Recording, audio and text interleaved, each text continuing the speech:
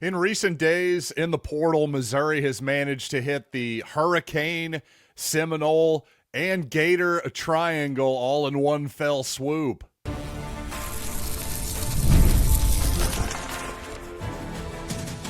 You are Locked On Mizzou, your daily podcast on the Missouri Tigers, part of the Locked On Podcast Network, your team every day. Hey, all you true sons and daughters, I'm John Miller, your Mizzou mafioso, and the central scrutinizer of Missouri Tigers football and basketball and on the hardwood. You know, Shawn Phillips has become a bit of a conundrum for Missouri. The young man was 6 of 7 in the paint in the ball game, and yet, boy, his offensive rating tells a little bit different of a tale. So let's talk about Tiger basketball and the value of transfer portal rankings on the football side. A lot of Missouri fans getting concerned, some preaching patience when it comes to Missouri and its transfer portal rankings. Let's get into all of that as the show unfolds here. Before I start, though, I do want to remind you today's program is brought to you by FanDuel. The college football playoff is here, and FanDuel is the best place to get into all of the action all off season long. So visit FanDuel.com to get your CFP profit boosts every game day. And like I said, another flurry of activity here in the last few days for the Missouri football team in the portal. Notably, Naeshaun Montgomery, number one. We'll just start with him, former Florida wide receiver. This is now Missouri's third receiver it's added here in this process, along with Caleb Goody and also Horatio Fields from Cincinnati and Auburn, they're respectively. Goody, more of the, speed guy to replace Marquise Johnson, I would say. As for Montgomery, unlike those two other players I just mentioned, he's got quite a bit of time still left, 4 years of eligibility, in fact. And according to my colleague Brandon Olson over at Locked On Gators, he says he's, quote, a fast and fluid athlete, though he needs technical refinement as a route runner, seems like a good kid. So pretty good response there from Brandon Olson, but Montgomery seems like a kid who Missouri fans have really made a lot of Eli Drinkwitz's comments a few months ago about focusing on production over potential. Well, Montgomery certainly at the moment leaning more toward the potential side. Obviously, with 4 years left to play, he was not a huge contributor for the Gators last season, but plenty of talent, hopefully, to be tapped into. Speaking of which, speaking of the Florida triangle there I brought up, how about a Miami defensive lineman? That sounds pretty good. The Hurricanes have a good defense this season, though, as you might have expected. This is not going to be one of the major contributors here. Donta Simpson has committed to Missouri per Pete Nakos on 3. Just 4 tackles on the season for the Hurricanes, though I suppose that could still go up here in the national championship game, right? So Simpson, not official yet, but when Nakos is putting it out there, it is all but official at that point. And by the way, another transfer along the defensive line, this time on the Seminoles side, a former Florida State defensive end, Jaden Jones, made 3 starts last season, has had a real injury-plagued career so far with a couple of ACL tears, though hopefully I think he had made 7 tackles, 3 starts last season for the Noles. I think the obvious hope here is that a couple years now removed from those injuries, that he's going to be ready to roll for Missouri. And I'll say this, they've done a really good job taking guys in the portal, particularly on the defensive line. So I will certainly give Mizzou the benefit of the doubt here. But again, just to recap, Missouri gets a young and promising wide receiver from the Gators in Naeshaun Montgomery, a defensive lineman from the Hurricanes, Donta Simpson, and then the Seminoles, an edge rusher in Jaden Jones. And speaking of Florida State, Missouri not only signing players from Tallahassee, but coaches as well earlier in this offseason. John Papuchis, P-A-P-U-C-H-I-S. Forgive me for not knowing exactly how to pronounce that particular name, but I think the assumption was at the time, hey, this could very well be Missouri's next special teams coach. And I would say that's all but official at this point, as Eric Link, now a former special teams coach with Missouri, has landed with New Mexico with his contract set to expire with Missouri here at the end of the month. And again, speaking of Florida State, Alex Atkins, formerly with Florida State, who spent last year with LSU, including as an interim offensive coordinator, by the way, spent previous 5 years at Florida State.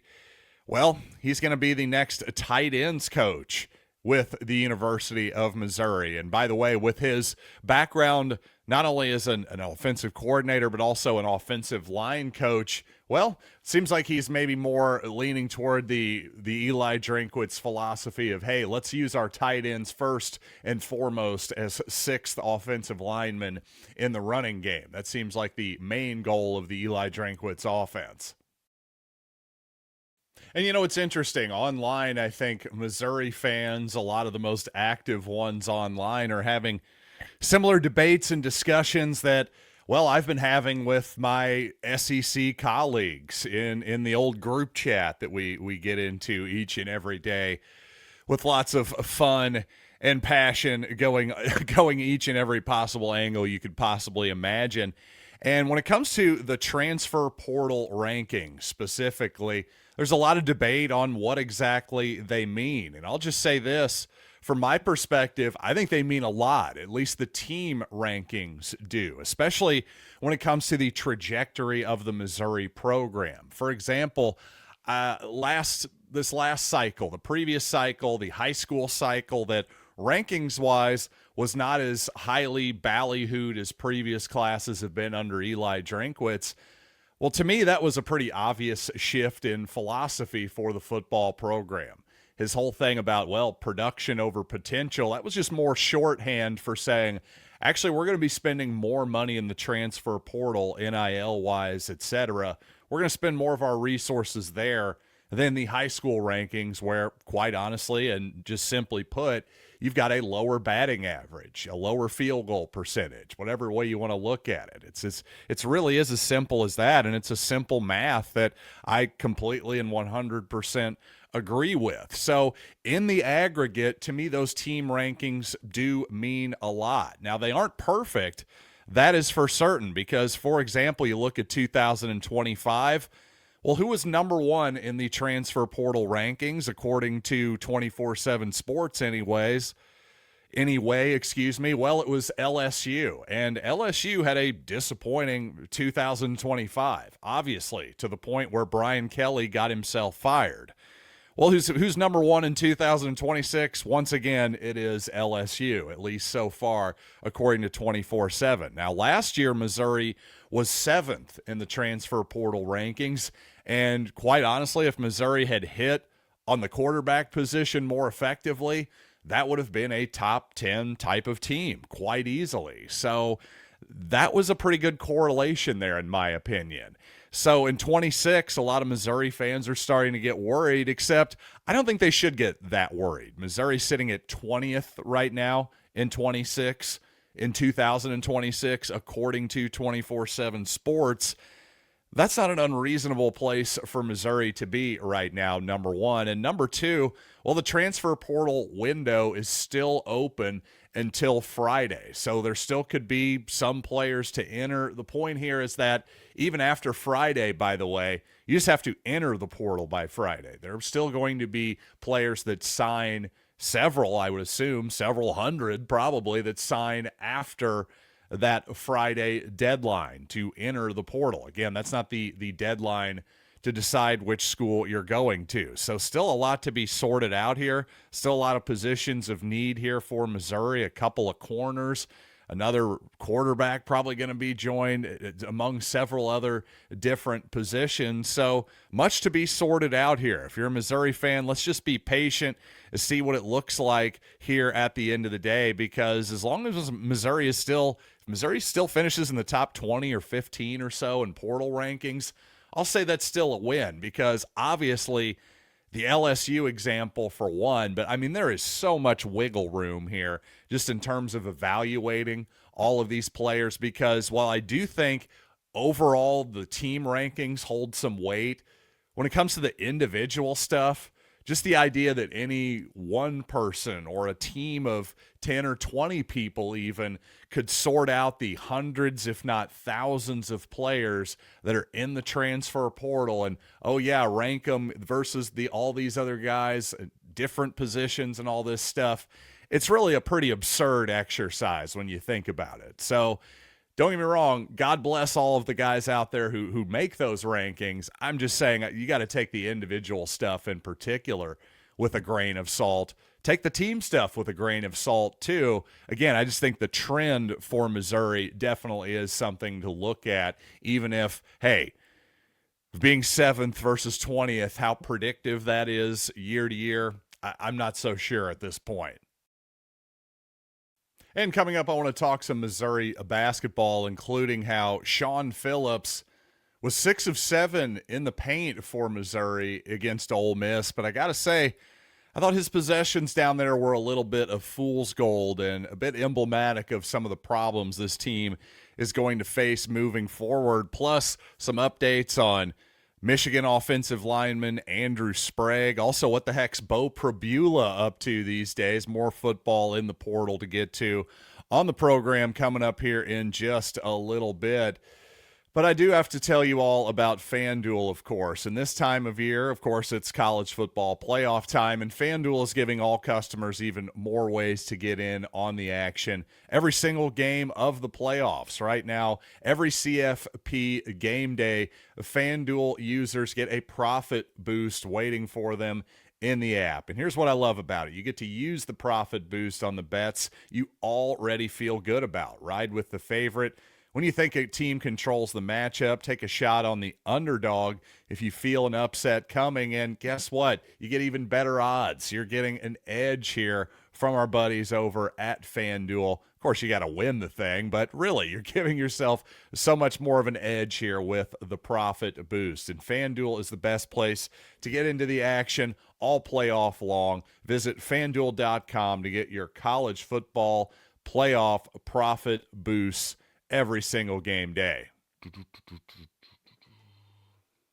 And notably for Missouri hoops, I thought a second straight did not play coach's decision for Sebastian Mack. And, well, he along with Shawn Phillips were the two guys from Power 4 high major schools that Missouri got this offseason. And for Mack to be a literal zero right now, that's just a huge miss in the portal for Missouri because he could not have come cheaply. That's a massive hole in the Missouri roster right now. It's almost like a crater more than a hole, I would say. And when it comes to the rest of this roster, I think I'd like to see Nicholas Randall play a little bit more. At least the young man in four brief minutes. He did have 4 rebounds. Again, a big body, seemingly a pretty agile big body out there.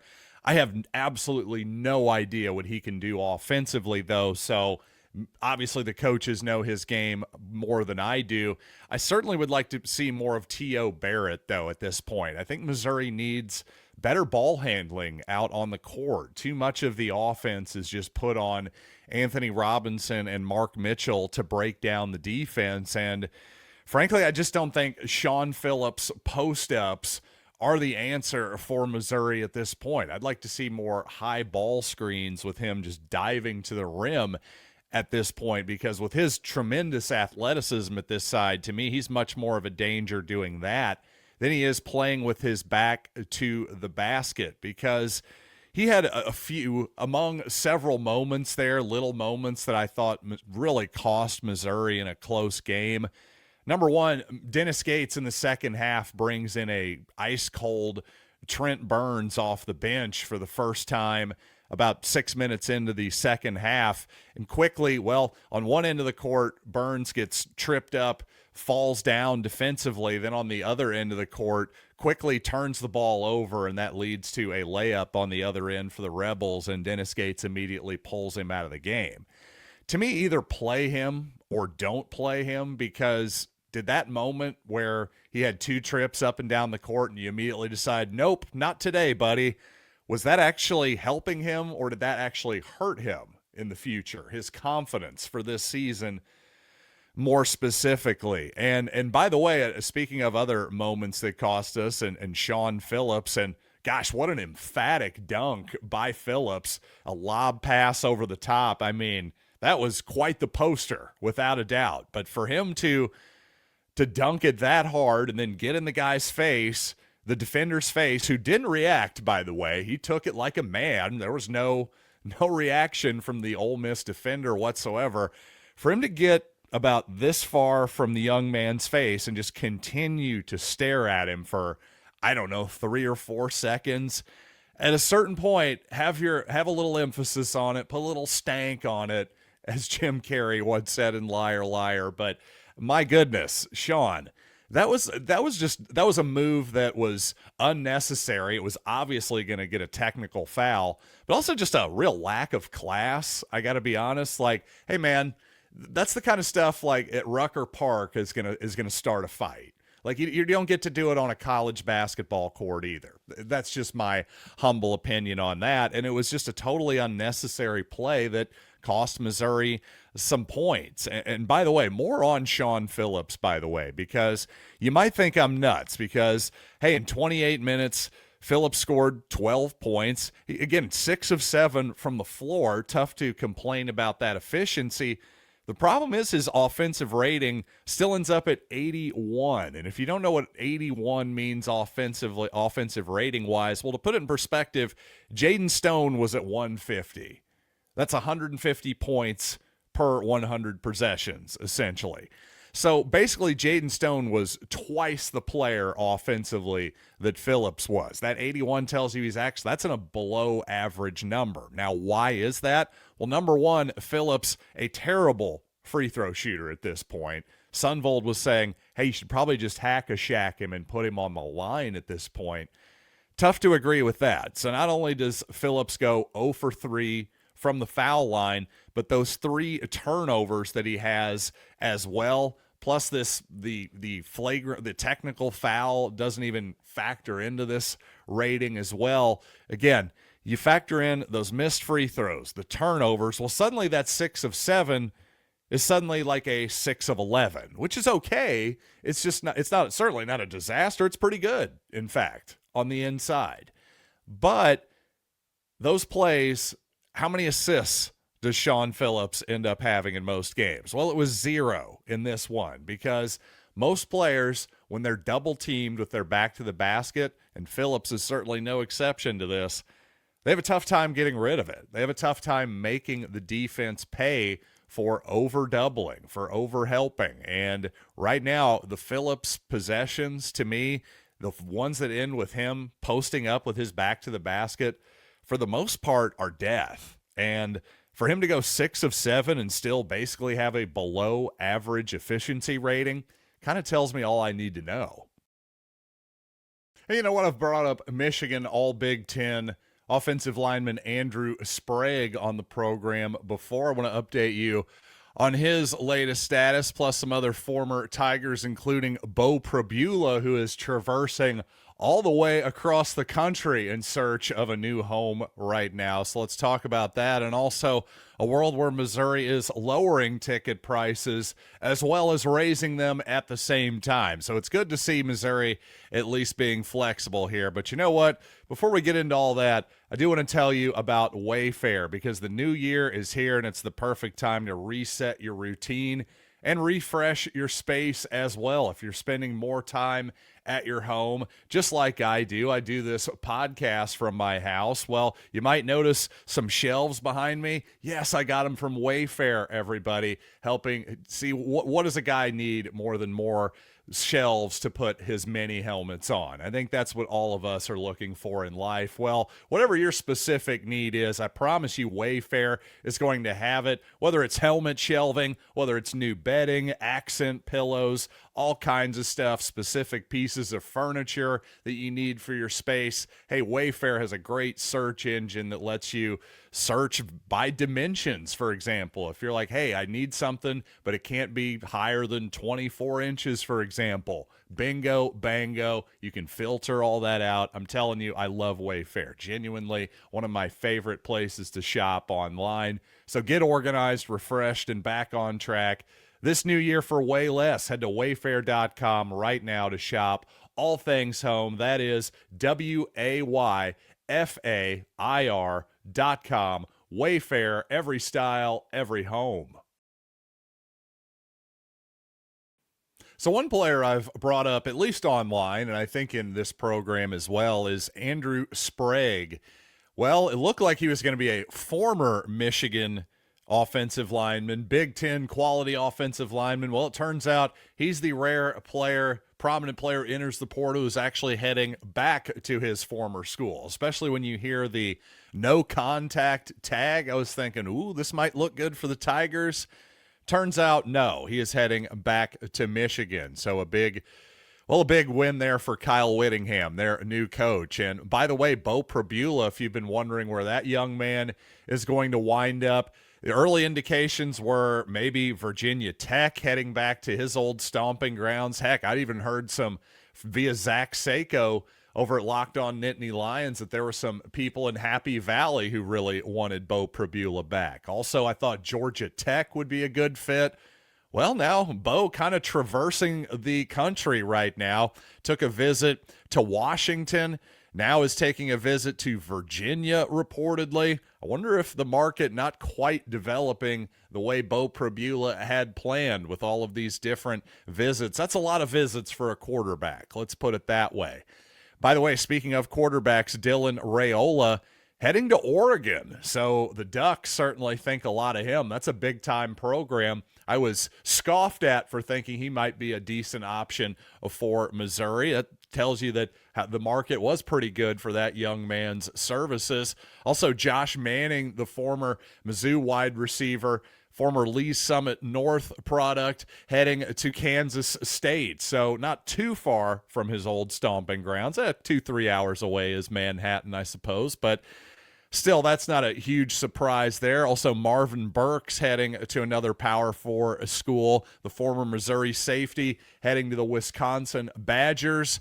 And by the way, also speaking of, well, I made the mention of this in the tease. Of course, a lot of Missouri fans are disappointed to see their football season tickets heading up for 2026. Not a huge surprise there, but yet, well, the sticker shock still is what it is. There is no doubt about that. So it was nice to see, by the way, that, for example, against Florida and this upcoming Wednesday against Auburn, the Missouri basketball program is offering 4 for $40. 4 tickets for $40 for Wednesday's game against Auburn, by the way, which I absolutely love, especially for this time period here where students are still not back in session at Missouri yet. Why not get some of the locals in the building? Again, especially on a Wednesday night, a school night where, hey, people at a work night, of course, tougher to get from